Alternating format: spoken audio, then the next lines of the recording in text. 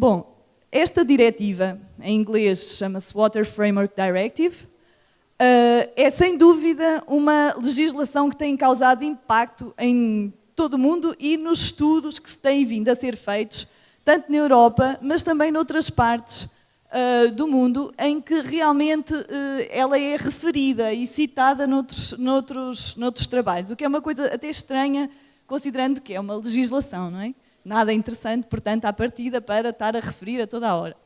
Portanto, o que é que ela tem de especial? Portanto, nós temos de ver aqui, numa pesquisa da Google, nós encontramos mais de 3 milhões de resultados com estas palavras-chave, Water Framework Directive. No Google Scholar, portanto, aquele que se refere só aos artigos publicados, nós encontramos já 200 mil artigos que referem a Diretiva Quadro da Água. Ora, o que é que esta diretiva tem de especial? Qual é o seu fator de inovação? Quais são os seus objetivos principais? Eu penso que, ao falar dela, não é para vocês aprenderem o que nós, como proceder lá, mas é porque eu acho que podem-se tirar lições interessantes daquilo que tem vindo a ser feito na Europa, tanto o que correu mal como o que correu bem, não é? Bom, portanto, uma diretiva comunitária é uma lei, não é bem uma lei, mas é um regulamento para todos os países da Europa que deve depois ser transposto para o direito nacional, ou seja, todos os países que pertencem à Comissão Europeia, estou a tentar que isto não faça barulho, mas não está fácil, todos os países que pertencem à Comunidade Europeia devem depois transpor para o direito nacional este regulamento. Esta diretiva é interessante porque ela é bastante abrangente e considerou, portanto é uma diretiva do ano 2000 já, estamos 17 anos depois, mas ela trouxe algumas coisas inovadoras para aquilo que se fazia na Europa e para a legislação que existia em termos de água. Ela, primeiro que nada, juntou todos os países da Europa a pensarem da mesma forma sobre a mesma coisa, a tentarem criar algo juntos, o que já de si é bastante original, porque são países muito diferentes. A esta distância, se calhar, a Europa é Europa, mas na Europa são muitas coisas diferentes, não é? Países com muitas tradições diferentes, com desenvolvimentos diferentes, com culturas diferentes e, portanto, é bastante difícil sentar todos os representantes dos mesmos países juntos para chegar a um consenso. Esta diretiva obrigou-os a fazer isso. E depois alterou o conceito de água. A água deixou de ser um produto, deixou de ser aquilo que sai da torneira, para ser um património que tem que ser protegido. Depois propôs que fosse feita uma avaliação holística de todas as massas de água. Holística, mas centrada na biologia, centrada no biota e não na qualidade físico-química. E obrigou a cooperações transfronteiriças. Porquê? Porque temos muitos rios que passam de um país para o outro, tal como aqui os rios passam de um estado para o outro. Isso obriga a que ali, na zona da fronteira, um quilómetro a montante não se faça uma coisa e a jusante, 1 quilómetro a jusante se faça outra, porque não tem sentido, não é? Mais uma vez, isso obriga a grande cooperação entre países. Nem sempre funciona. E depois adotou o princípio poluidor-pagador. É assim, quem polui, paga. Um país que não adota medidas de despoluição vai ser sancionado economicamente.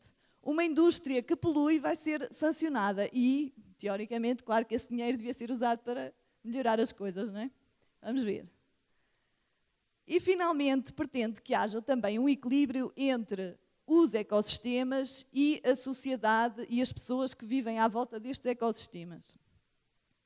E fomenta, para isso, a participação pública de todos os interessados, ou seja, desde ONGs a pessoas particulares, agências do ambiente, toda a gente pode comentar cada vez que se lança, por exemplo, um plano de gestão de bacia hidrográfica. Ele é aberto à participação pública. Bom, esta diretiva inclui também todos os tipos de massas de água. Aqui vamos falar particularmente dos rios, mas na verdade ele inclui também lagos, albufeiras, águas doces, portanto ainda, mas também os estuários e zonas costeiras e águas subterrâneas. Portanto, tudo isto deve ser coberto da mesma forma por monitorização e medidas de restauração. E tem como objetivos principais a não deterioração e a melhoria de todas as massas de água. Todas. Ou seja, um rio, para nós, é composto por várias massas de água. Massa de água é aquilo que tem uma massa de água tem umas características homogéneas. A partir de certa altura, se calhar mudam, por exemplo, o sedimento de um rio, ao fim de 2 ou 3 quilómetros já é outra massa de água. Todas as massas de água têm que estar em bom estado ecológico, portanto, têm que ser monitorizadas e devíamos ter chegado ao bom estado ecológico em 2015. Este prazo, claro que já foi adiado. Mas, pronto, é um princípio, é uma orientação. E temos ainda, consideramos ainda o bom potencial ecológico, no caso de massas de água artificiais e altamente modificadas, como por exemplo, altamente modificadas serão um canal que é canalizado, cimentado nas margens, um reservatório, portanto era antes um sistema natural e depois foi artificializado, e os totalmente artificiais, que será, por exemplo, um lago artificial, etc. Ora bem, esta diretiva tem muitos artigos, são 26 artigos, que têm diferentes fases de trabalho, mas eu acho que há 3 fundamentais e que interessam para aqui. E que levaram a um grande desenvolvimento técnico e científico. A primeira tem a ver com o desenvolvimento de métodos de avaliação do estado ecológico. Muito bem, temos que chegar ao bom estado, então quer dizer que temos que saber o que é bom, temos que saber como avaliar isto. Depois, há a fase de estabelecimento de redes de monitorização. Já temos os métodos, agora temos que escolher pontos de amostragem relevantes para cada elemento biológico, seja com, por exemplo, os peixes se calhar precisam de 500 metros e os invertebrados se calhar precisam só de 50 para ser relevante a amostragem. E temos vários tipos de redes. A primeira é a rede de vigilância, que é uma rede que deve cobrir todas as massas de água e ser feita regularmente a monitorização das mesmas. O regularmente, neste caso, é de 3 em 3 anos. E depois temos outra rede, que é a rede operacional, que é uma rede só com alguns pontos que podem ser aqueles que antes não estavam em bom estado e que é preciso seguir mais intensamente. E depois temos redes investigativas, por exemplo, houve uma descarga de uma indústria, causou um determinado impacto, aí nós vamos fazer uma monitorização mais frequente, conforme seja preciso e com os elementos que consideramos mais relevantes. A de vigilância contempla tudo. E o que é tudo? Eu já vos vou explicar.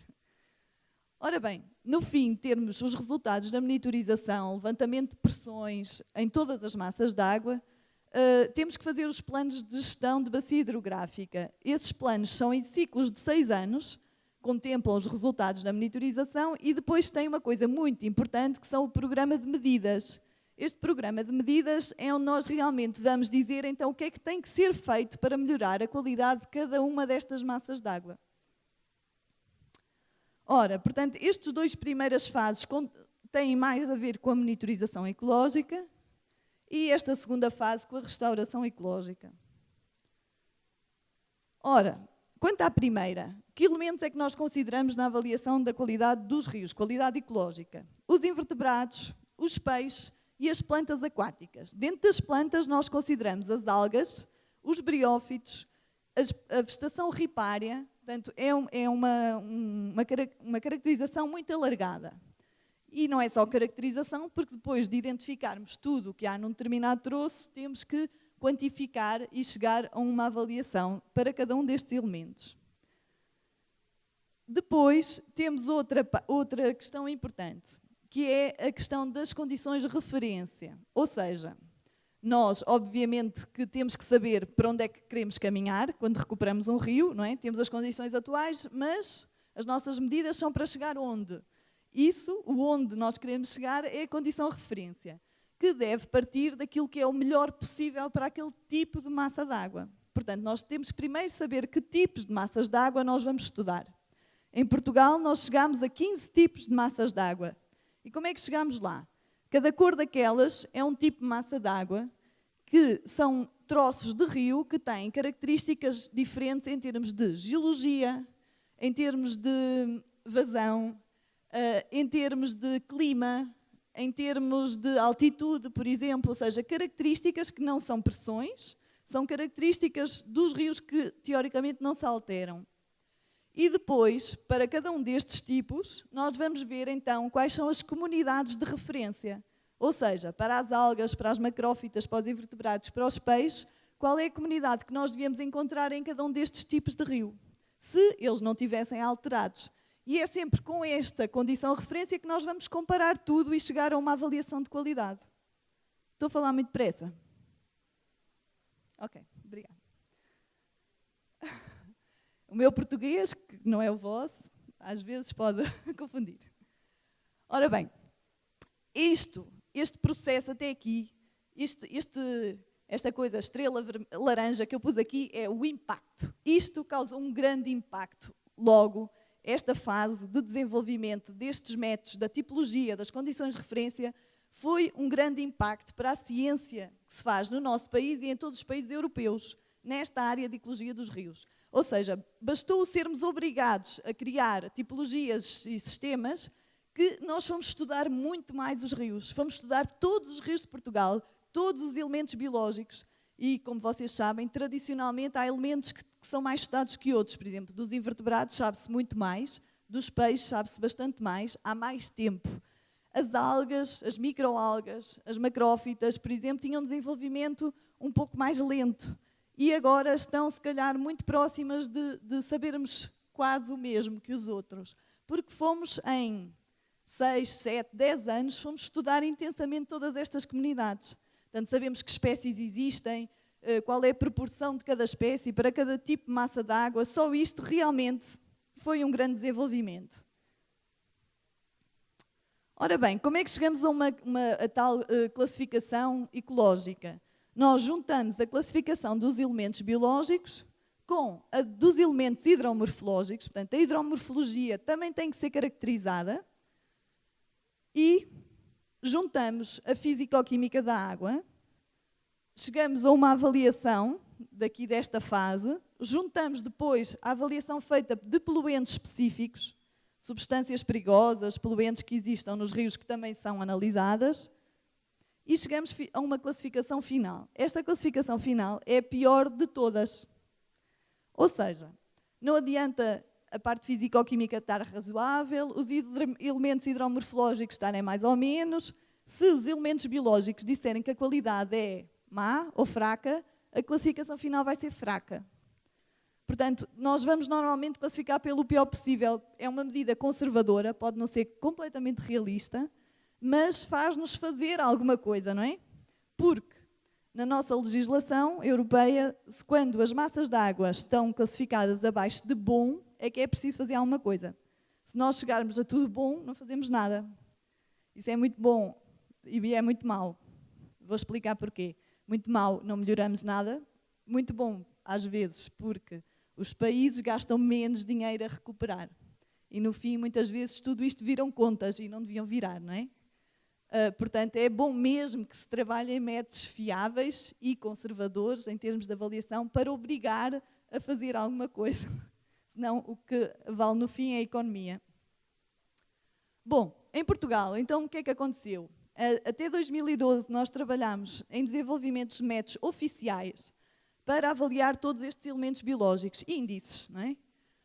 Não quer dizer que não tivéssemos, tínhamos muitos outros, mas nós precisávamos de uns que fossem relativamente simples de aplicar, fossem realistas, considerassem a tipologia nova, condições de referência e ainda que fossem comparáveis com os outros países europeus. E, portanto, desenvolvemos índices novos para a maioria dos elementos. E também tivemos que selecionar quais os parâmetros fisicoquímicos, qual é o índice hidromorfológico a aplicar, etc. Em 2012, com este exercício de intercalibração, que é a comparação com outros países europeus, nós encerramos esta parte do desenvolvimento de índices oficiais. Mais uma vez digo, porque não quer dizer que não se continue a fazer ciência à procura de outras coisas. E isto são os mapas que nós obtivemos a partir de cada elemento biológico em 2004, portanto até 2006, da qualidade dos rios. O azul é o melhor, é o excelente, o verde é o bom, o amarelo é moderado, o laranja é pobre e o vermelho é mau. Portanto, como vocês veem, para cada elemento nós chegamos a uma classificação e depois a uma classificação final. Esta rede inicial tinha 400 pontos no país, Agora temos 700 entre rede de vigilância, portanto a normal, e outra operacional. Portanto, estes mapas agora já estão atualizados este ano. Além disso, temos muitos pontos de monitorização de rede investigativa, ou seja, temos uma barragem ou a construção de uma barragem que é um reservatório. É igual. Pronto. Cada vez que, por exemplo, que uma empresa de produção de energia elétrica ou o Estado vai construir algo deste género, barragens, estradas, tem que desenvolver também um plano de monitorização, ou seja, fazer uma amostragem antes, fazer amostragens ao longo do processo e depois até, por exemplo, ajustarmos os caudais ecológicos do açude, de modo a minorizar os impactos nas comunidades. Pronto, esta monitorização, este trabalho, levou a grande desenvolvimento em termos de projetos. Temos, por exemplo, este projeto nacional que foi coordenado por mim, em que nós pretendemos fazer, além de métodos de avaliação ecológica com modelos, temos, por exemplo, uma chave de identificação de invertebrados online, com fotografias e vídeos, que facilita a identificação até ao nível da família. Temos este projeto europeu, o projeto STAR, houve outro antes que foi o AQEM, este terminou já em 2005, que pretendia fazer esta standardização, a comparação dos métodos de avaliação biológica europeia. Este foi um projeto ainda muito inicial nesta tentativa de comparação de métodos. Temos este projeto WISER, que já integrava também as águas estuarinas e costeiras, por exemplo, terminou em 2012. E o exercício de intercalibração. Este não é um projeto propriamente, porque é um exercício obrigatório que é financiado e controlado pela Comissão Europeia e que põe países de várias regiões da Europa a comparar as suas fronteiras de qualidade. Porquê? Eu não posso dizer que uma coisa é boa se, pelo método do vizinho, ela for moderada, não é? Quer dizer, alguém está errado. E se for eu que estou errada, eu não vou recuperar como devia, não é?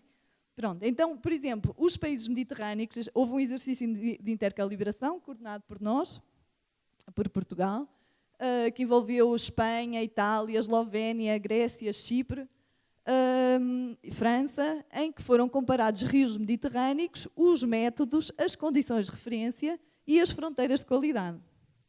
Muito brevemente, isto era mesmo contas. Calculávamos índices, os índices de vários países, tínhamos um índice comum, que chamávamos a métrica comum, e depois tínhamos que comparar, por exemplo, aquilo é a fronteira entre o excelente e o bom, se estavam todas dentro do mesmo intervalo de confiança. Se não, tínhamos que mudar as nossas fronteiras para sermos mais exigentes ou menos exigentes conforme. O menos exigente não era obrigatório, só o mais. E fizemos isto e depois tivemos que publicar na nossa lei, tanto ao nível europeu como ao nível nacional, as novas fronteiras, que são agora as oficiais. Temos, ora, isto tudo, além destes métodos todos, teve outra grande vantagem. Nós tivemos a juntar informação em grandes bases de dados europeias da monitorização de todos os países. Ou seja, tanto para a intercalibração como para outros projetos, juntaram-se pela primeira vez muitos dados dos rios todos da Europa. Isto tem outros objetivos interessantes, como, por exemplo, podermos, além de fazer mapas de qualidade europeus, podermos fazer estudos de biodiversidade, distribuição de espécies, de alterações, do efeito das alterações climáticas, contribuir para novas diretivas que surgiram entretanto, como a diretiva dos habitats e da estratégia marinha, e, portanto, não é tempo perdido criar estas bases de dados. Agora, não é fácil. Não é nada fácil, porque a maioria das vezes os representantes dos países, que são não só investigadores, como muitas vezes pessoas de agências do ambiente, etc., decisores políticos, estão muito reticentes em contribuir para a base de dados, seja lá de quem for. Porque têm medo que roubem os dados, que usem os dados, que os dados são coisas muito valiosas, que dão muito trabalho a obter, não é? E então ninguém quer dar. Portanto, ficam a saber que isso acontece em todo lado. Ninguém quer dar dados a ninguém. É preciso convencer, explicar porquê, dar garantias, dizer que não vai ser usado para mais nada. É um processo, posso-vos dizer que neste exercício de intercalibração tivemos 1 ano só a discutir quase a propriedade dos dados, até realmente depois em 2 anos fizemos as contas. Bom, isto foi uma parte, mas penso que é interessante de ouvir. Ora bem, em termos de índices e de indicadores, como vocês veem, houve também um boom de artigos publicados com estas palavras-chave, Diretiva Quadro, índices ou indicadores. Há milhares de artigos agora nos últimos 17 anos. Há até um artigo, que é um artigo de revisão, que fala das 300 maneiras possíveis de avaliar a qualidade das águas superficiais na Europa. Ou seja, este artigo foram pegar em muitos índices existentes e chegaram à conclusão que eram imensos, e isto resulta do grande desenvolvimento que houve nestes últimos anos, depois da Diretiva Quadro. Ora, está tudo feito? Não, não está. Na verdade, muita coisa foi feita, mas ainda podemos continuar a trabalhar nesta área em Portugal, na Europa e nos outros lados. Por exemplo, há a questão dos stresses múltiplos. Normalmente, quando avaliamos o efeito sobre a comunidade, nós temos ali um conjunto de efeitos. Por exemplo, ao termos um açude, nós temos mudança nos sedimentos, temos a alteração da qualidade química da água, temos a alteração da vazão. Portanto, há uma série de efeitos, temos artificialização das margens, são efeitos conjugados. E muitas vezes, para nós propormos boas medidas de mitigação, nós temos que perceber qual é o efeito de cada efeito, de cada stress, não é? O efeito separado, qual é aquele que contribuiu mais, como é que conseguimos individualizar isto. Neste momento, há um boom de projetos, como o projeto Mars, que é um projeto europeu, que investiga precisamente isto. Depois, há a questão da avaliação funcional dos ecossistemas. Aqui também se tem trabalhado muito nesta área, como, por exemplo, utilizar a decomposição de folhada, ou a produtividade primária, a respiração do ecossistema, porque nos vão dar outra perspectiva do funcionamento do ecossistema que também é importante avaliar. Portanto, às vezes, as comunidades não nos dizem tudo. Pode haver lá alguns elementos a menos, mas o funcionamento está normal, ou alguns elementos falharem e isso provocar uma grande alteração de funcionamento. Isto é importante e continua a ser uma área de investigação. E, finalmente, há o uso da metagenómica, ou seja, o uso das análises moleculares para avaliar as comunidades biológicas. Isto já não é um sonho, já é uma coisa que está em prática. Ainda há muita investigação a fazer, mas posso-vos dizer que, por exemplo, a Inglaterra, este ano, já fez a monitorização ecológica de diatomáceas, portanto, microalgas, só com base em análises moleculares. Portanto, já não há uso do taxonomista. Eles só identificam com base, fazem cálculos de novos índices com base em informação molecular. Há muitas críticas, muita discussão, há redes europeias a trabalhar nisto, a discutir este assunto, mas já é uma realidade e vamos caminhar para lá porque, entre outras coisas, os custos são bastante baixos. Ou vão ser. Bom, agora numa segunda fase. Em relação à restauração ecológica... Ai, meu Deus! Desculpem. Em relação à restauração ecológica, o que é que tem sido feito? Portanto, a restauração é um conjunto de medidas ecológicas, físicas, espaciais, que visam melhorar a qualidade e o funcionamento do sistema aquático. Quando nós falamos em restauração ecológica, estamos especialmente a referir-nos ao ecossistema, à saúde do ecossistema. E não só ao aspecto estético ou à melhoria da qualidade química da água, que muitas vezes é o que é feito. Ora, também tem havido imensos projetos, imensos artigos sobre isto na Europa. Isto vem numa segunda fase, claro, depois já temos dados, depois já temos resultados de monitorização. Na maioria dos países só se começou a trabalhar na restauração depois disso, embora alguns já tivessem maior história neste assunto. Por exemplo, a Áustria é um país de referência neste campo, há outros, e há décadas que eles fazem restauração ecológica dos rios. Não só dos rios, também das florestas, mas têm grandes projetos de restauração ecológica dos rios e, portanto, já tem uma grande história nisto. Também nós, lá está, como a Europa não é toda igual, muitas vezes tiram-se lições destes casos em que já vão à frente, não é? Há aqui um centro também muito interessante para o estudo da restauração ecológica, que é o European Centre for River Restoration, e que tenta juntar também experiências de restauração por toda a Europa. Eles têm uma base de dados em que vão juntando e vão adicionando cada vez mais casos de restauração ecológica, vão apresentando em mapas, e depois nós podemos ir clicar em cada ponto, ver qual é o caso. Por exemplo, aqui era uma passagem para peixes em Itália, que foi construída com o objetivo de melhorar o habitat e a biodiversidade. E depois podemos ir mais em detalhe e ver aspectos do projeto, da monitorização, de como foi feito, quais foram os custos, etc. São fontes interessantes de informação. Eles têm outra coisa muito interessante, que é um manual técnico de restauração de vários casos, neste caso 64 exemplos. Eu vou-vos mostrar alguns, porque achei interessantes, mas isto pode ser consultado online.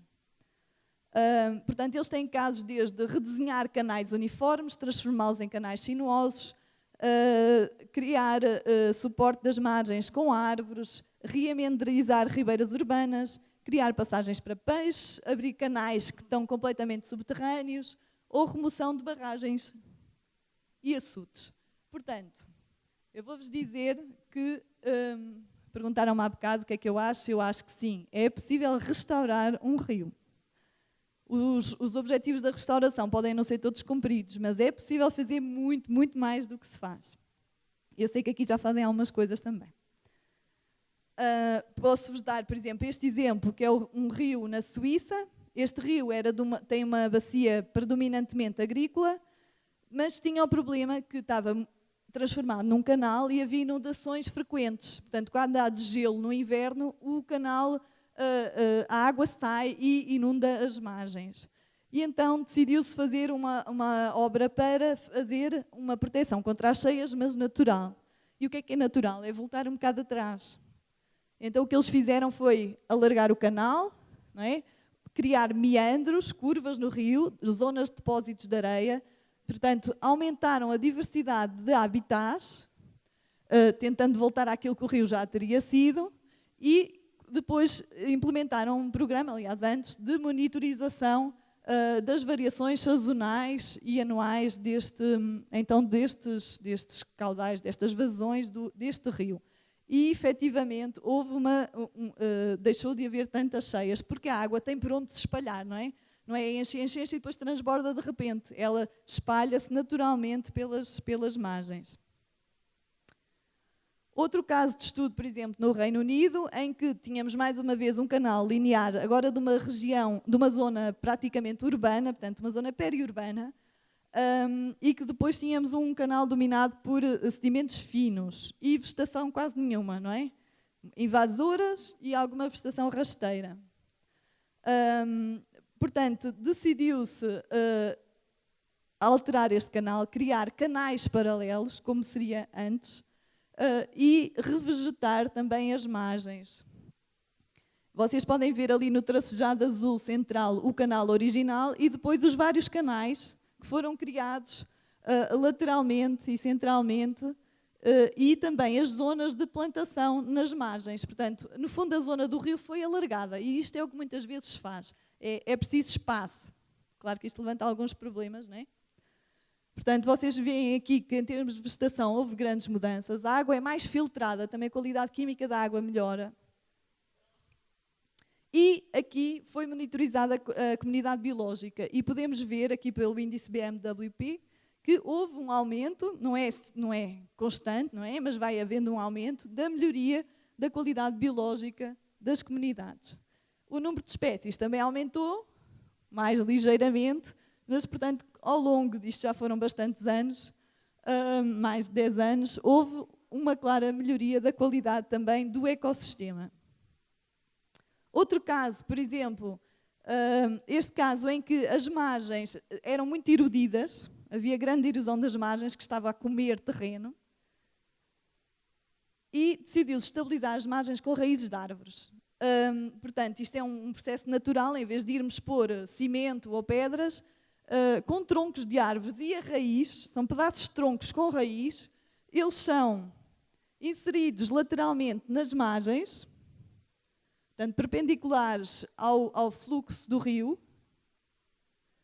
e depois essas zonas são revegetadas também. E, portanto, vocês veem, há uma mudança enorme aqui do canal e do rio, sem haver elementos artificiais. Depois, outro exemplo. Este é um açude que não permitia a passagem para peixes. Aqui não parece muito grande, mas ele, na verdade, já tem quase 3 metros de altura, este açude. Ele estava danificado, já era muito antigo. Pensou-se em recuperá-lo, mas depois de muita negociação entre vários interessados, chegou-se à conclusão que se podia mesmo era tirar o açude. E então tirou-se o açude, portanto removeu-se mesmo as pedras todas do açude e foi ainda revegetado parte das margens que estavam danificadas. E como vocês veem, depois chegou-se a um sistema muito mais natural. Aqui havia outros problemas a considerar, por exemplo, que era o caso de, a montante do açude, há normalmente um depósito maior de sedimentos finos, não é? Ao tirar o açude, esses sedimentos iam-se espalhar pelo rio. Portanto, isso foi uma coisa que teve que ser considerada e teve que ser feita por fases e cuidadosamente planeada, de maneira que o rio depois não ficasse todo cheio de sedimentos finos e depositados logo a seguir onde estava o açude, não é? Portanto, há assim aspectos que é preciso ter em conta, muitos aspectos, fazer um bom planeamento de um projeto de restauração. Em Portugal temos feito muito menos, devo-vos dizer, algumas coisas, mas tenho aqui o caso, por exemplo, de uma ribeira do sul de Portugal, da zona do Algarve, em que era uma ribeira importante no fornecimento de água à zona, porque a zona é mais ou menos seca, embora tenha uma outra serra, em que há mais umidade, e queriam construir uma barragem para abastecimento das populações. Só que isso foi muito debatido, andou-se 10 anos a debater se construía ou não a barragem, até que finalmente ganhou a construção da barragem, mas com contrapartidas. Isso é outra coisa que é preciso pensar. A contrapartida foi restaurar a vegetação ripícola toda de uma série de ribeiras que iam ter esta ribeira principal, este rio principal.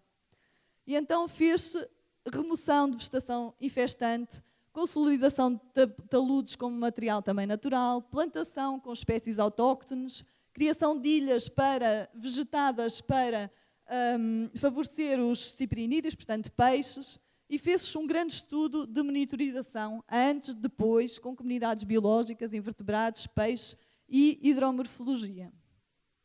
Portanto, é assim, não tivemos tudo o que queríamos, mas conseguimos equilibrar alguma coisa. Por exemplo, em Coimbra estamos também a trabalhar na renaturalização das ribeiras urbanas. Temos casos como este, em que a ribeira está canalizada, antes disto a ribeira está mesmo subterrânea, depois chega um canal artificial e depois a um canal já mais natural, mas muito, muito estragado. Ou seja, cheio de plantas invasoras, como estes canaviais e outras. Aqui nós estamos a tentar trabalhar de uma forma mais ampla com câmaras municipais, portanto os decisores políticos, os decisores ambientais, de maneira a tentar transformar estas ribeiras urbanas em zonas verdes, com vários objetivos, portanto, desde a melhoria da qualidade da água, do ar, a mitigação da seca, portanto, por maior retenção de umidade nestas zonas e criar zonas também de lazer. Quando eu digo lazer, não é relva, com os bancos. São zonas verdes por onde se possa caminhar, etc., ou circular. Isso é importante lembrar. Relva não é uma zona verde, apesar de ser verde. Pronto. É assim, estou quase a terminar, acho que já devo ter exagerado. Nem tudo é bom. Na verdade, eu ponho aqui ao contrário, 47% das águas superficiais não atingiram ainda o bom estado ecológico, ou até 2015, mas, pronto, se virmos ao contrário, 53% atingiram, não é? Mas é preciso olhar para o lado negativo, principalmente. E depois, não houve realmente, só houve talvez uma recuperação do estado ecológico em cerca de 10% das massas de água. Ou seja, nem tudo aquilo que nós vemos recuperado, mesmo nestas imagens bonitas, com mais vegetação, corresponde a realmente um ecossistema totalmente recuperado, não é? Em termos de comunidades, em termos de qualidade ecológica. E é para aí que temos que trabalhar sempre que possível, que no caso das ribeiras urbanas pode não ser possível. Pronto, por exemplo, este projeto analisou um bocado isso, com 766 casos de estudo, e chegou a estas conclusões que são importantes de reter. Há limitações práticas à eficácia dos projetos de restauração, como de quem são as terras onde se vai trabalhar. Temos que alargar os canais dos rios, por exemplo, mas se o terreno for de um proprietário particular que não queira, estamos muito limitados. Depois há o orçamento, nem sempre há orçamento para fazer tudo o que queremos, e é preciso autorizações de entidades responsáveis que nem sempre estão sensibilizadas. Depois há limitações técnicas. As limitações técnicas que eles encontraram foram não considerar o tipo de rio, ou seja, estamos a restaurar, mas nós temos que pensar o que é que era aquele rio, não é? Não é criar um rio diferente. Temos que pensar como é que seria aquele ecossistema em condições de referência. E depois temos que fazer um bom levantamento das pressões antropogénicas que estão a afetar o rio. Não adianta estar, ou adianta um bocadinho, mas pouco, por exemplo, estar a fazer meandros ou plantar vegetação e depois deixar os esgotos todos a despejar, não é? Para dentro do rio, porque a comunidade não vai recuperar na mesma. Não é? Pode até melhorar um bocadinho a água, mas a comunidade possivelmente não recupera. A boa notícia é que os esgotos é a coisa mais fácil de recuperar. Pronto. E depois, às vezes, não há conhecimento de todas as opções técnicas, principalmente das mais naturais. Penso que aqui há que investir também nisso, na sensibilização. Há muita engenharia e muitas vezes a engenharia não considera as opções mais naturais porque ou não sabem, não procuraram, etc. Não é a formação de quem faz e não procuram quem sabe. Pronto, portanto, a recomendação é fazer programas de medidas que tenham em conta o tipo e a escala de pressões da bacia, considerar medidas de longa duração e não só querer que recupere tudo amanhã, considerar monitorização de longa duração, considerar os impactos das alterações climáticas e já prever algo que nos faça mitigar as mesmas e desenhar um programa de monitorização que contemple, claro, o momento a priori. Por exemplo, posso-vos dizer que neste momento estão a fazer dragagens no rio que passa em Coimbra, que é o Rio Mondego, e contemplaram uma monitorização do efeito das dragagens, mas foi depois. Ou seja, só vai ser monitorizado depois da dragagem. Ora, o que é que vão concluir? Que morreu tudo. Não vai servir para nada, não é? Podíamos ter feito coisas como, por exemplo, as espécies migradoras que depositam, têm as larvas a crescer nesses sedimentos, fazer pesca elétrica, retirá-las, transpô-las para jusante e depois dragar. Já haveria um planeamento melhor, mas isso não foi contemplado. Bom, entre outras coisas importantes, abordagens recentes na restauração estão muito focadas em zonas urbanas, torná-las zonas mais sustentáveis e mais verdes, fazer uma ligação melhor entre o que é rural e urbano, por exemplo, o caso das hortas urbanas é um exemplo disso, pensar sempre nos serviços dos ecossistemas e regenerar também zonas industriais. Muitas vezes há zonas que já nem são utilizadas e que podem ser melhoradas. Agora, acho que entre Portugal e o Brasil há muita margem para cooperação nesta área. Já tem havido, há muitos anos que há cooperação nestas áreas, mas pode continuar a haver e melhor. Podemos transpor muitas experiências europeias para cá, lá está, aproveitando as boas e esquecendo as más. Esquecendo, quer dizer, sabendo que elas estão lá, mas não fazer o mesmo. Pode haver um desenvolvimento também paralelo, experiências com outros tipos de sistemas, que não são os nossos, por exemplo. Aqui os sistemas são diferentes e há que considerar isso. Não podemos querer um rio daqui igual ao nosso. E há que apostar a nível global nesta criação de cidades verdes e azuis para melhorarmos o nosso futuro. Portanto, há muito a fazer. Eu queria-vos agradecer a vossa presença e convidar-vos a vir ao Congresso de Limnologia da Sociedade Ibérica de Limnologia, que vai ser em Coimbra em junho de 2018. As inscrições já estão abertas. E em breve vai sair um livro sobre rios de Portugal, comunidades, processos e alterações, que vai estar disponível na forma de e-book também, em que nós vamos fizemos um levantamento de todos os estudos que têm sido feitos em Portugal ao nível das comunidades biológicas, da hidromorfologia, de pressões, monitorização, etc., que espero que seja de vosso interesse e que é em português.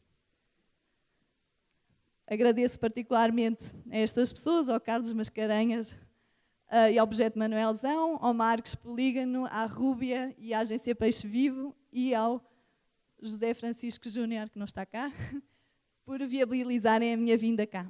Obrigada.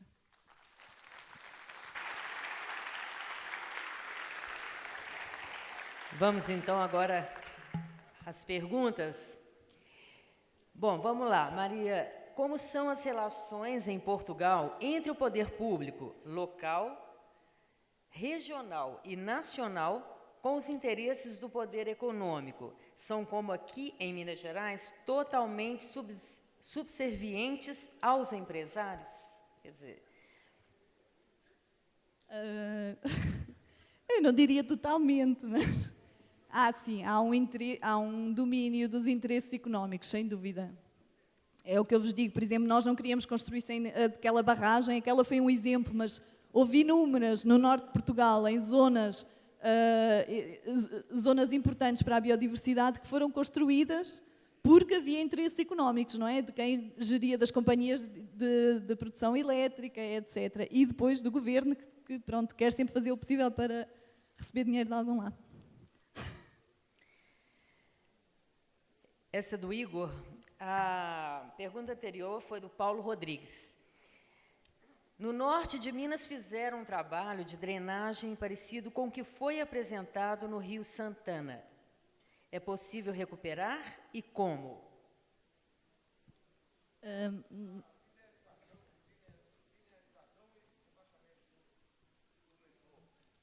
Sim. Sim. Aquele em que se tirou o açude, é esse? Não. Foi um dos exemplos que eu mostrei. Sim. Sim. É assim, eu acho que sim. É possível melhorar muito. Vamos pensar assim, não é possível. Eu acho muito difícil muitas vezes chegarmos àquilo que é a condição de referência, não é? Mas é possível melhorar muito. Há obras incríveis mesmo de uma melhoria a muitos níveis, da circulação de água, portanto, da vazão, da questão das inundações, da questão da parte ambiental, não é? Da parte de florestação, das comunidades. Vale a pena investir. É preciso considerar as melhores opções possíveis, não é? E ir avaliando os efeitos. Mas acho que sim, é possível caminhar para lá.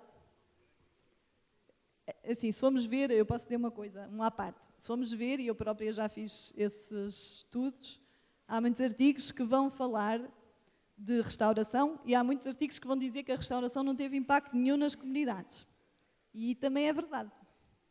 Mas temos que pensar também numa escala temporal mais longa e temos que pensar que muitos trabalhos de restauração não tiveram em conta realmente a ecologia. É uma coisa, talvez uma perspectiva, não é de agora, mas é mais ou menos recente. Portanto, muita restauração era muito do ponto de vista de engenharia, não é? Muito do ponto de vista físico. E agora temos que pensar mais além e pensar na recuperação do ecossistema. E aí acho que conseguimos andar um bocadinho mais, não podemos esperar logo que melhor tudo. Essa do Eduardo Araújo.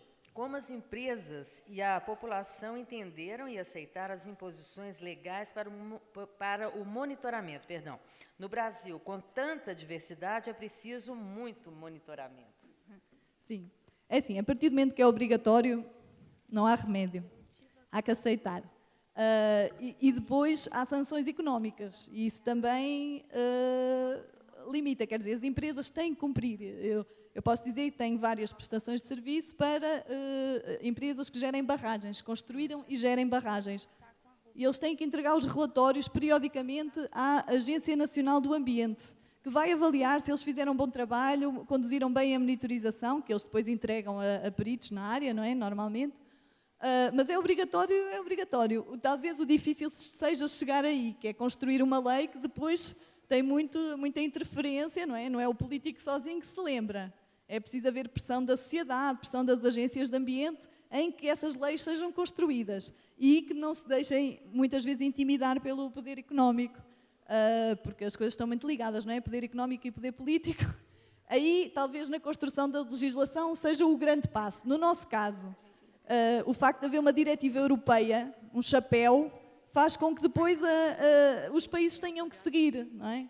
Até porque são sancionados pela Comissão Europeia. Portugal já foi diversas vezes por não cumprir. Bom, agora, Carlos Bernardo, como são apresentados os resultados das avaliações da Diretiva Quadro? Por país, por bacia ou de maneira total por toda a área da Comunidade Europeia? É assim, temos vários níveis. Primeiro, nós trabalhamos ao nível da gestão da bacia hidrográfica. Na verdade, nem é uma bacia, chamamos regiões hidrográficas. Por exemplo, no caso da minha zona, inclui 3 bacias hidrográficas, porque elas não são assim tão grandes, não é? E trabalha-se, portanto, é a Agência Portuguesa do Ambiente Central que ordena que seja feito, financia, mas depois é ao nível local, com a Agência Regional do Ambiente e da Água, que é feito o planeamento dos locais da amostragem, etc. Depois é reportado, nós estamos presentemente nesse processo, neste momento estamos no relatório final desta monitorização 2017, e nós reportamos as classificações diretamente à Agência Nacional. E depois eles põem no site da Agência da Água, publicam os resultados juntamente com os planos de gestão de bacia hidrográfica, portanto, que vem o resultado da monitorização já com os planos de medidas. E isso é publicado online por região hidrográfica. Aí é por região hidrográfica, mas é todas ao mesmo tempo. E depois há um reportar à Comissão Europeia obrigatório desses resultados nacionais. Portanto, todos os países depois reportam à Comissão Europeia. Alexandre Magrinelli, a seca vem se agravando na bacia do Rio Tejo. Chega-se a falar de captações ilegais, influência das barragens, mudanças climáticas e especulação hídrica. Neste contexto, como a senhora vê a efetividade da Diretiva Quadro da Água em Portugal e Espanha? Portanto, quem é que perguntou já agora, que assim eu falo mais diretamente? Alexandre. Pronto, é assim, a diretiva não tem assim muita especificação em relação à questão das alterações climáticas, não é? Como eu disse, há que considerá-las nas medidas de mitigação, mas não há assim uma regra, não é?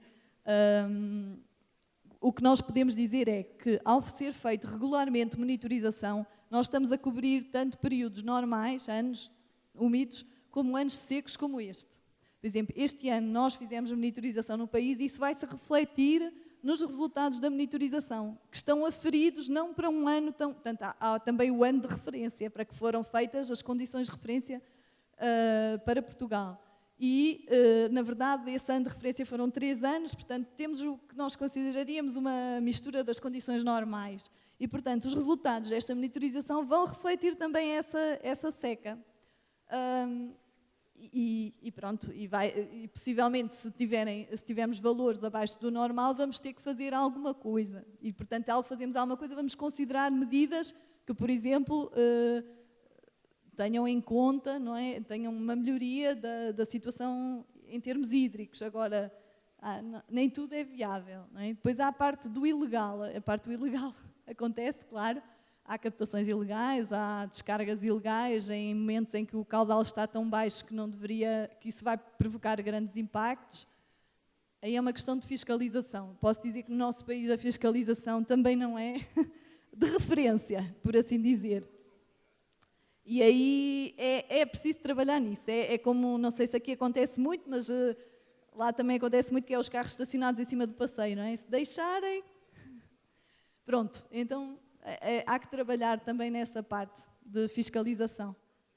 Eu posso dizer que eu acho que a fiscalização é maior da Comissão Europeia sobre Portugal, no caso de falharem objetivos ecológicos, do que, às vezes, do país em relação a estes casos particulares. Bom, nós agradecemos Obrigada. imensamente, professora Maria João Feio, muito obrigada.